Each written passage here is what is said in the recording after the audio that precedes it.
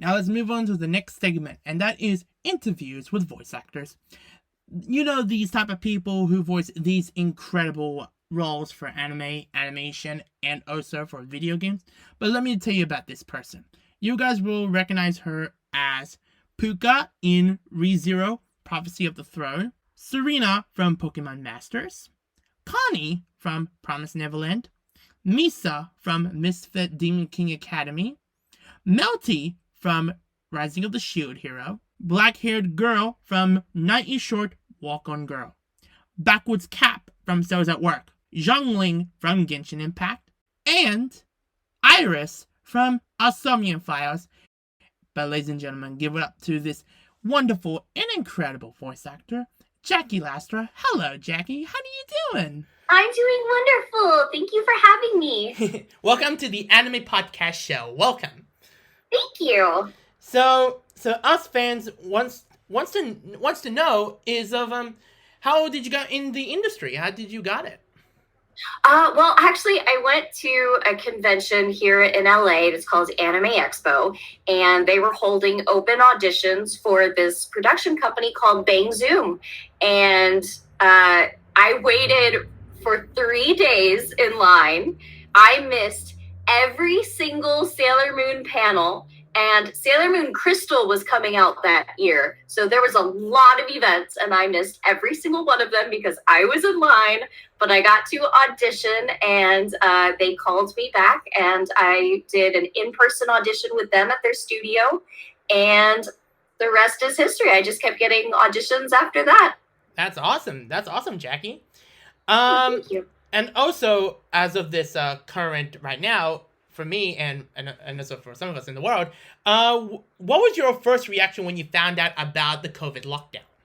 Oh, goodness. I was terrified. My home setup was not good enough for professional recording. It's wonderful for auditions, perfectly fine for that. But as far as working, I had no idea what that meant. And I didn't know if it was going to be 2 weeks. I didn't know it was going to be 2 months. Who knew it was going to be a year and a half, practically? But after I realized that this was going to be a long-term thing, I went out and I purchased all new equipment and built a studio in my apartment and just made it work from home.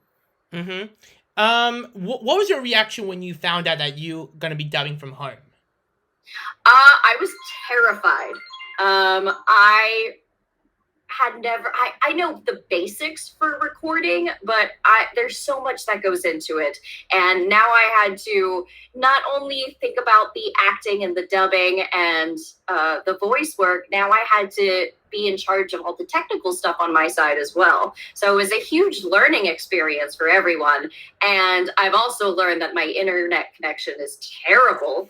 And dubbing, when trying to match mouth movements with a bad internet connection, was just the worst experience. I explain it as I'm kind of just screaming into the void and hoping that the mouth movements match up.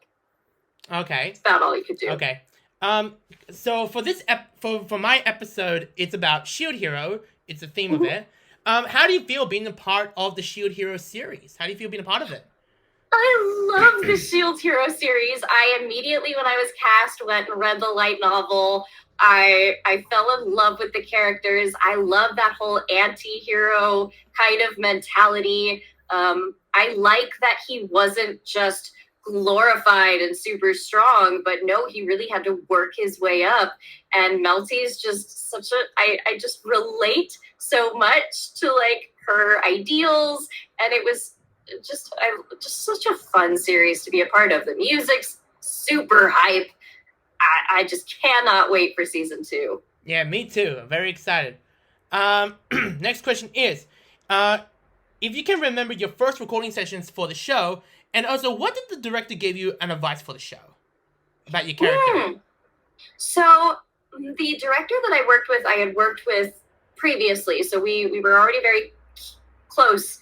And the things that she wanted me to do is she wanted me to be like spunky and bratty, but also very wholesome. Like there was a very delicate balance between like her being just this little tsundere brat, but also like she's the future queen, and she also has a lot on her shoulders.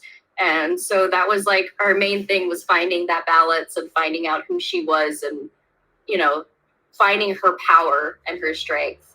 Mm-hmm. And also, when you got announced, what was people's reaction about it? A lot of people, I feel like, they didn't really know what was going on. Like, it was a fairly new series. It didn't have like a huge following established already, since it was simuldub. So it was like a very gradual increase of people figuring out what it is. And I remember at one point we went to a convention, and they had like a cosplay, a Shield Hero cosplay event. And just to see all the fans dressed as these characters and realizing like just how much people really enjoyed it, it was such a big impact on me. Describe 3 words about Melty and why. Let's see. I would say spontaneous, justice, and loyalty. Okay. All right. Those are great words. And also, one of my viewers wants to know is how do you feel being a part of Genshin? How do you feel being a part of that? Genshin has been just life-changing. It has been just the best experience. I love Xiangling. I love Guoba.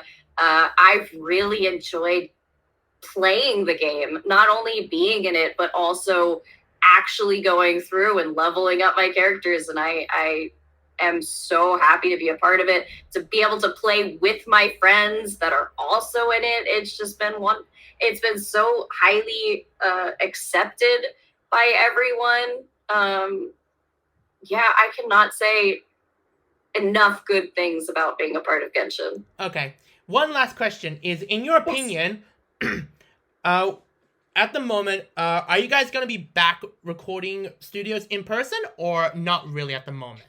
I've gone back a couple of times to some studios. Not all of them have opened up yet. I think we're going to see the in-home recording for a lot longer, especially with the new variant popping up. People are going kind of backwards and back into lockdown. So I think the in-home is going to be something for a long time. Especially, it's also opened the doors to, recording. Like, I've done projects that originally are in New York. And if we hadn't done the in-home recording, I wouldn't even had a chance to work with them. So it's actually, it's opened a lot of doors. Yeah, I totally agree with that. So, for my viewers as well, what shows you can talk about what's been releasing at the moment? What just released at the moment? Oh, at the moment, what is going on right now? We have Yashahime, which is its 2nd season right now. You can hear me as Kinu. Of course, Genshin Impact. What else is airing right now? Night is Short is still on HBO Max, I believe. So you can watch that. And I think that's all I can talk about for right now. And that's another role that you forgot to mention is the Backwards Cap from Cells at Work. Oh, yeah! Backwards Cap! I love her so much. All right. She just warms my heart. I know. When I was watching that episode, I'm just like, oh, no. She's so damn cute. We were laughing so hard during that recording session. She just tries so hard and I know. Doesn't do well. All right. Okay, so we're about to wrap up, and we're going to move on to the next segment of my show. Jackie, Thank you so much for being my guest. Thank you very much. Thank you so much for having me.